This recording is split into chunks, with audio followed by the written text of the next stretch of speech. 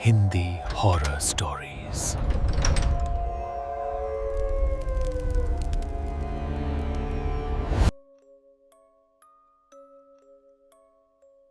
शादी का कार्ड शहर में पहुंचा तो किसी को खुशी नहीं हुई, बस जिम्मेदारी महसूस हुई।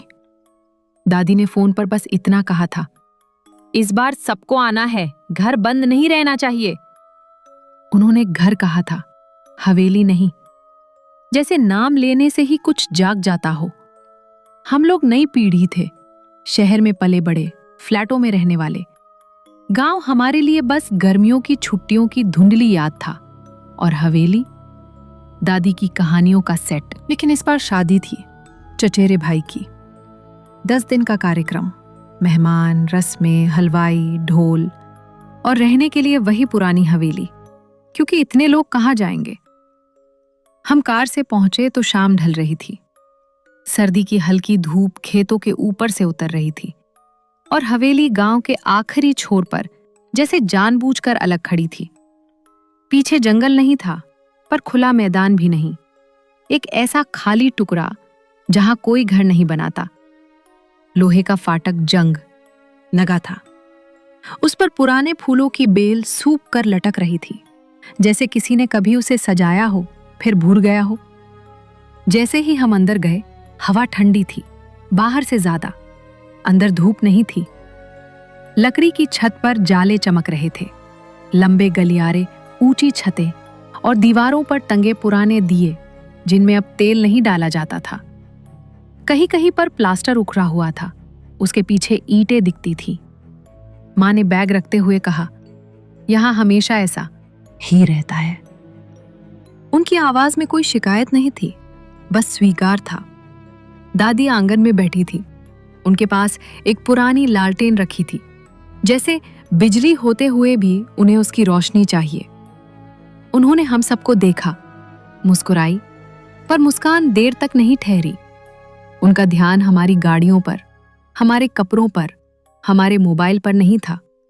उनका ध्यान हमारी पीठ के पीछे, हवेली के अंदर, गलियारे के अंधेरे पर था।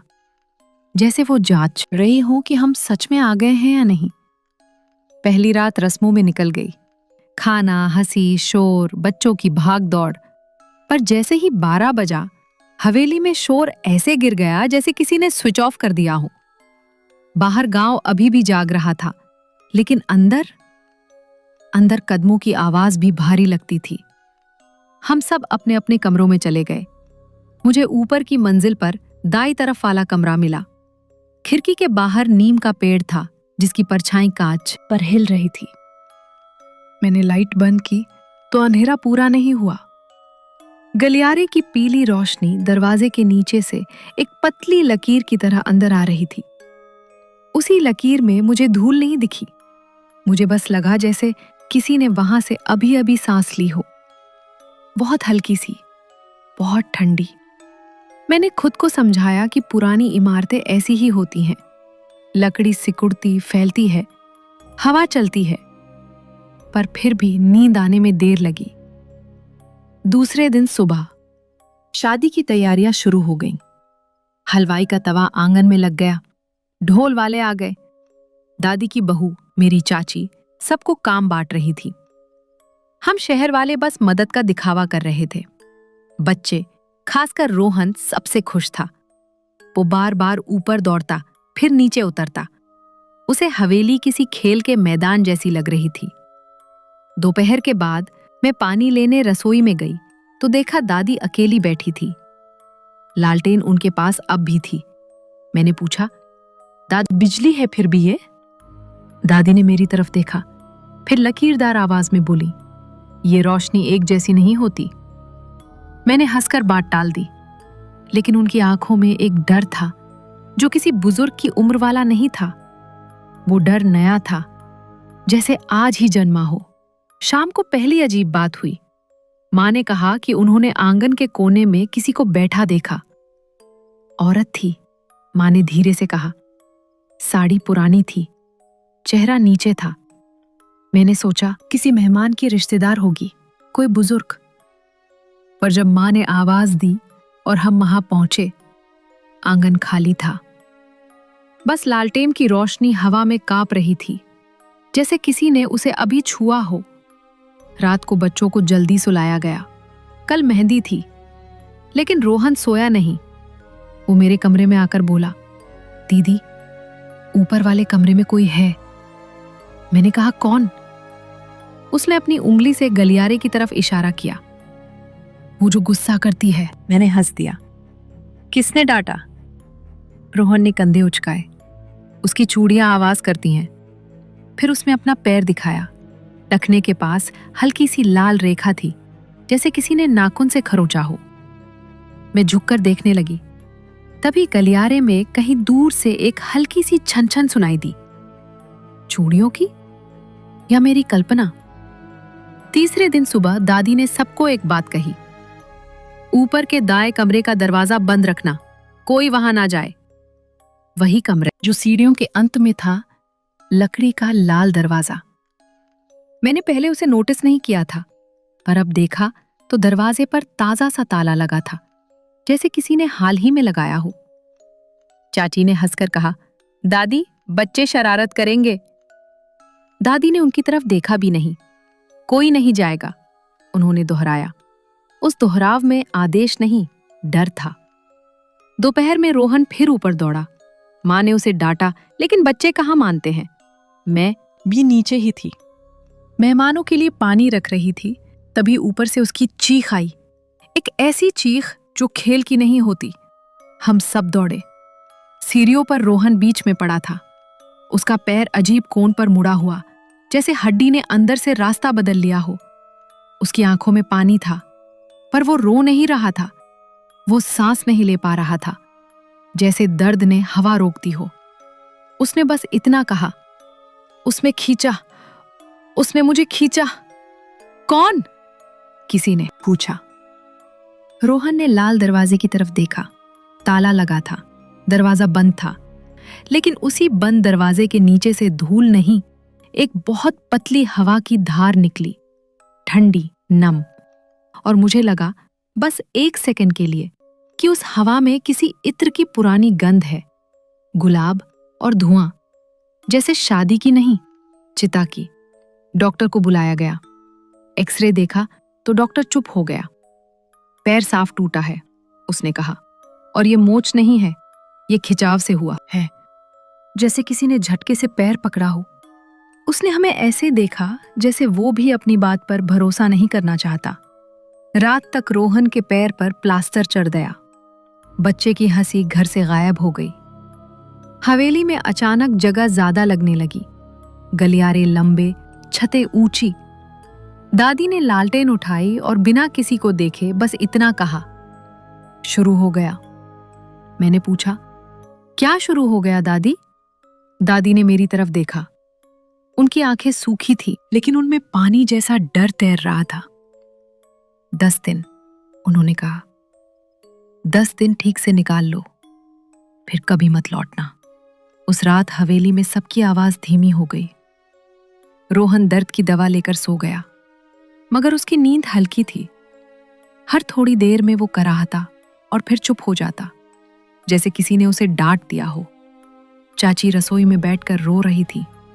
चाचा गुस्से में बोले, पुरानी बातें बंद करो, ये बस गिरा है। पर उनके गुस्से में भी डर था। मैं ऊपर अपने कमरे में थी। आधी रात के करीब मुझे लगा किसी ने मेरे दरवाजे के बाहर बहुत धीरे से सांस ली।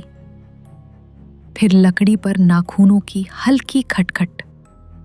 मैं दरवाजे के पास गई, हिम्मत करके थोड़ा सा खोला। गलियारा खाली था, लेकिन लार दरवाजे की तरफ से जहां ताला लगा था, बहुत धीमी छन छन आ रही थी, जैसे चूड़ियां दीवार के अंदर टकरा रही हों। मैंने जल्दी से दरवाजा बंद किया। उसी पल खिड़की के कांच पर नीम की परछाई के बीच एक और परछाई उभरी, औरत की। साड़ी का किनारा, बालों का भारीपन और हाथ में लालटेन की लौ। वो बाहर नहीं थी, जैसे कांच के अंदर चिपकी हुई।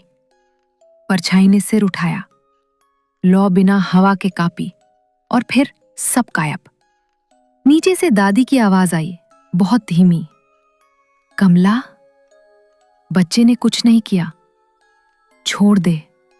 मेरे पूरे शरीर में ठंड दौड़ गई। दादी किसी का नाम ले रही थी और वो नाम हमारे घर में कोई नहीं लेता था। मैंने मोबाइल उठाया तो नेटवर्क में ही था, लेकिन स्क्रीन पर एक अनजान सा ड्राफ्ट खुला हुआ था। उसमें बस 2 शब्द थे, 10 दिन। सुबह होते ही हवेली में शादी की चहल पहल लौट आई, लेकिन अब वो आवाजें नकाब जैसी लग रही थी। ढोल की थाप में एक अजीब सी बेसुरी गूंज थी, जैसे हर ताल के नीचे कुछ और चल रहा हो।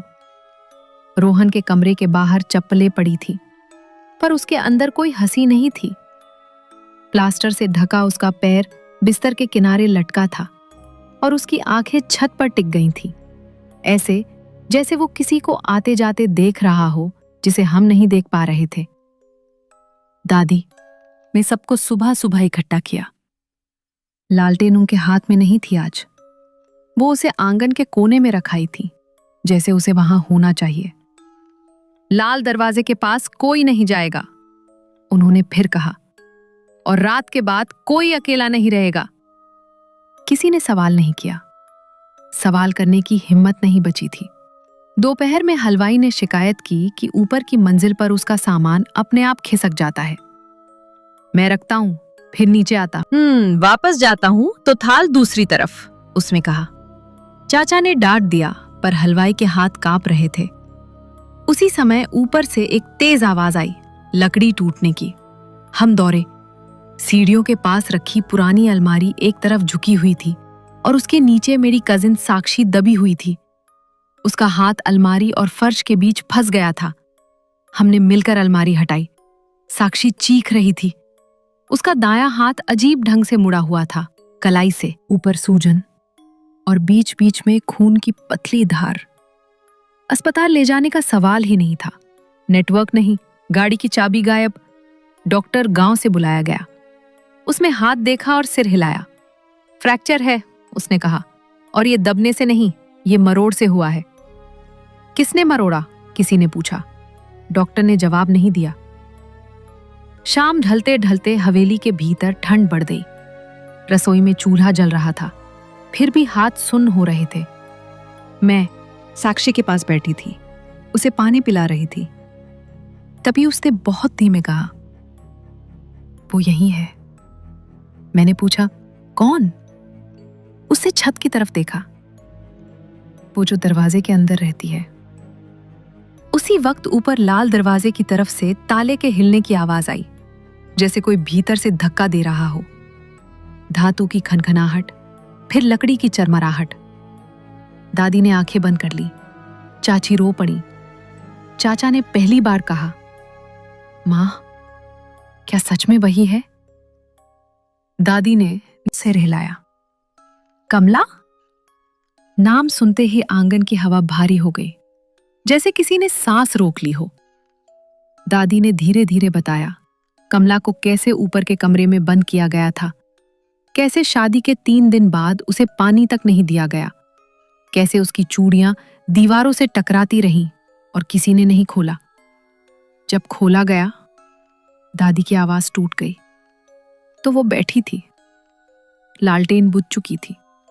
रात को हमने पहरा लगाया, कोई अकेला नहीं सोया। मैं, माँ और चाची नीचे हॉल में थे। रोहन और साक्षी ऊपर अपने कमरों में। दरवाजे खुले। ठीक 12 बजे हवेली ने फिर अपनी सांस बदली। फर्श ठंडा होने लगा। दीवारों पर टंगे दियों की परछाइयां लंबी हो गई, जैसे वो नीचे उतर रही हों। तभी ऊपर से एक जोरदार धप की आवाज आई। हम भागे। साक्षी के कमरे में छत का एक बड़ा टुकड़ा गिरा था।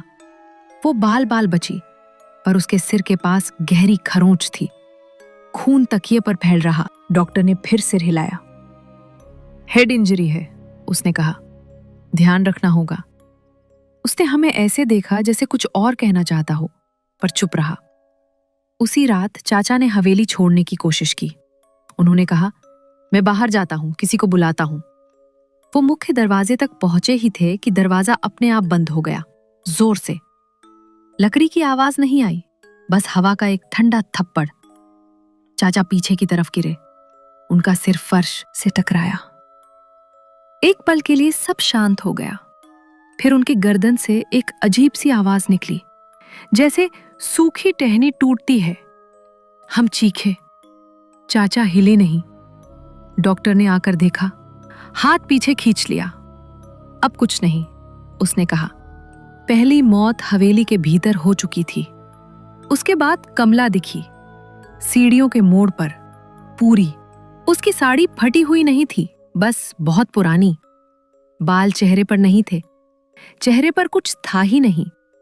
आंखों की जगह 2 गहरे साए, जिनमें रोशनी डूब जाती थी। उसके हाथ में लालटेन थी, जिसकी लौ बिना हवा के जल रही थी, और उसकी कलाई पर टूटी हुई चूड़ियां, हर हरकत पर छन छन। उसमें हमें देखा, जैसे गिन रही हो। 1, 2, 3। उसकी नजर रोहन पर रुकी। रोहन चीखा। उसका प्लास्टर अपने आप कस गया, इतना कि बच्चे की चीख निकल गई। मैंने उसे पकड़ने की कोशिश की, पर मेरा हाथ ठंड से सुन्न हो गया। कमला ने सिर थोड़ा सा झुकाया, जैसे संतुष्ट हो। फिर वो पीछे हटी, सीधे लाल दरवाजे की तरफ, और उसके भीतर समा गई। ताला अपने आप घूम गया। एक क्लिक। उस रात किसी ने आंख नहीं बंद की। दादी ने कहा, ये गिनती पूरी करना चाहती है। मैंने पूछा, कितनी? दादी ने आंगन की तरफ देखा, जहां लालटेन बुझी पड़ी थी, जितने उसे छोड़ गए थे। सुबह आई तो शादी की रौनक बिखर चुकी थी। ढोल वाले चले गए, मेहमानों ने बहाने बनाए। हवेली के भीतर सिर्फ हम रह गए, डरे हुए, अंदाजा लगाते हुए कि अगला नंबर किसका है। और लाल दरवाजे के पीछे कोई धैर्य से इंतजार कर रहा था। चाचा की मौत के बाद हवेली में समय रुक गया। घड़ी चल रही थी, लेकिन किसी को मिनटों का अंदाजा नहीं था। बस इतना पता था कि हर बीतती रात किसी की बारी हो सकती है। दादी ने चाचा की लाश को ढकवाया नहीं। उन्होंने कहा, इसे ऐसे ही रहने दो, ये देखे कि हम भाग नहीं रहे। कोई उनसे सवाल करने की हालत में नहीं था। रोहन बुखार में तप रहा था। प्लास्टर के नीचे उसका पैर नीला पड़ चुका था, जैसे खून वहां तक पहुंचना बंद हो गया हो। साक्षी के सिर की पट्टी बार बार लाल हो जाती। मां हर थोड़ी देर में उसकी पट्टी बदलती, लेकिन उसके हाथ कांपते रहते। हवेली अब घर नहीं लग रही थी, वो एक इंतजार बन चुकी थी। 10वां दिन था, शादी उसी दिन थी। दोपहर तक दुल्हन पक्ष से सिर्फ 2 लोग आए। उन्होंने आंगन में नजर डाली, चाचा की ढकी हुई देह देखी और बिना कुछ पूछे चले गए। ढोल नहीं बजे, शहनाई नहीं बजी, सिर्फ हवेली की लकड़ी झरमराती रही। दादी ने मुझे इशारे से पास बुलाया। उनकी आवाज बहुत धीमी थी। कमला हमें नहीं छोड़ेगी, उन्होंने कहा, जब तक उसे वो ना मिल जाए जो वो चाहती है। क्या? मैंने पूछा। दादी ने मेरे हाथ पर अपनी उंगलियां रखीं। उनकी पकड़ में डर नहीं था, थकान थी। सम्मान, उन्होंने कहा, और रास्ता। उन्होंने बताया कि कमला को कभी विदा नहीं किया गया, ना अर्थी, ना मंत्र, ना आखिरी विदाई। उसे कमरे में छोड़ दिया गया, जैसे कोई खराब चीज। हवेली ने उसे पकड़ लिया, दादी बोली, और अब हवेली उसे छोड़ नहीं पा रही। मैंने पूछा, तो रास्ता क्या है? दादी ने लाल दरवाजे की तरफ देखा। वो कमरा खोलना होगा। हम सब सिहर गए। वही कमरा जहां जाना मना था, जहां ताला अपने आप घूमता था। शाम होते ही हवा भारी हो गई, जैसे बरसात आने से पहले होती है, लेकिन आसमान साफ था। दादी ने लालटेन उठाई, वही पुरानी। सब आंगन में रहेंगे, उन्होंने कहा। मैं और तुम ऊपर जाएंगे। मां रो पड़ी। नहीं, उन्होंने कहा, मैं भी चलूंगी। दादी ने सिर हिलाया। कम लोग, वो गिनती पसंद करती है। हम सीढ़ियां चढ़े। हर सीढ़ी ठंडी थी, जैसे किसी ने उस पर पानी छिड़क दिया हो। लाल दरवाजे के सामने खड़े होते ही मेरे कानों में छन छन तेज हो गई। चूड़ियों की आवाज, बहुत पास, जैसे दरवाजे के उस पार कोई खड़ा हो, हमारी सांस गिन रहा हो। दादी ने ताले पर हाथ रखा। ताला अपने आप खुल गया। दरवाजा खुलते ही बदबू आई, पुरानी, नम, जली हुई। कमरे में खिड़की नहीं थी। बीच में जमीन पर काले धब्बे थे, जैसे आग ने यहां अपनी याद छोड़ दी हो। कोने में टूटी हुई चूड़ियां पड़ी थीं और दीवार पर नाखूनों के निशान, बहुत सारे। मेरे पैर अपने आप पीछे हटने लगे। दादी ने मेरा हाथ कसकर पकड़ा। कमला, दादी ने कहा, हम आए हैं। कमरे का तापमान गिर गया। लालटेन की लौ लंबी हो गई और फिर वो सामने आई। कमला, इस बार पूरी तरह। उसकी साड़ी का किनारा जमीन से ऊपर तैर रहा था। उसकी गर्दन अजीब कोण पर झुकी थी, जैसे कभी ठीक से सीधी हुई ही ना हो। उसने हमें देखा और उसके चेहरे के साए हिले, जैसे मुस्कान बन रही हो।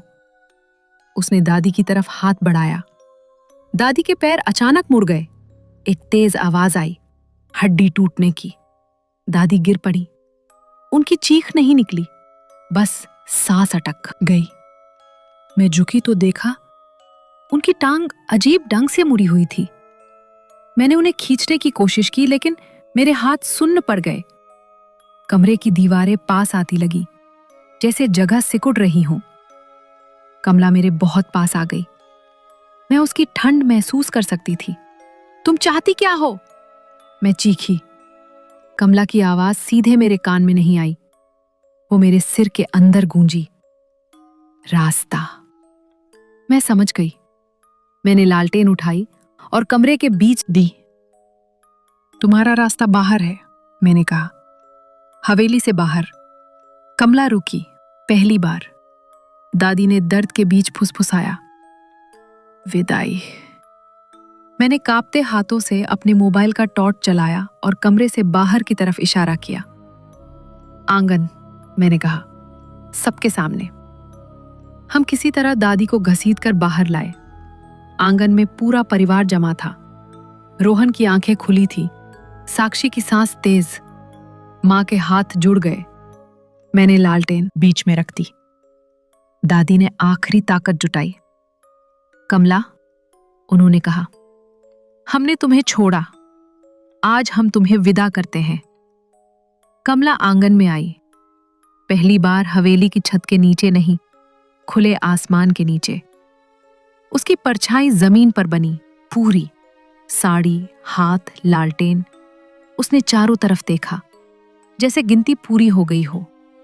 हवेली कांपी, दीवारों से धूल गिरी, लकड़ी चीखी।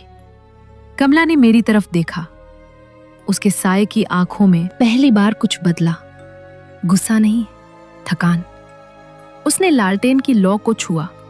लौ बुझ गई और उसी पल हवा हल्की हो गई। मुख्य दरवाजा अपने आप खुल गया। हमने 1 सेकंड भी नहीं लगाया। दादी को उठाया, रोहन को गोद में लिया, साक्षी को सहारा दिया। हम बाहर भागे। जैसे ही आखिरी आदमी ने दहलीज पार की, हवेली के भीतर से एक तेज आवाज आई, जैसे कुछ टूट कर गिरा हो। सुबह जब गांव वाले आए, हवेली का एक हिस्सा गिर चुका था, लाल। दरवाजा जलकर काला पड़ गया था। अंदर कोई नहीं गया। हम कभी वापस नहीं आए। दादी कुछ महीनों बाद चली गई। उनकी टूटी टांग ठीक नहीं हुई, लेकिन मरते वक्त उन्होंने चैन की सांस ली। वो चली गई। उन्होंने कहा था, आज भी जब किसी शादी का कार्ड आता है और गांव का नाम उस पर लिखा होता है, हम चुप हो जाते हैं। कुछ घर छोड़े नहीं जाते, उन्हें छोड़ना पड़ता है।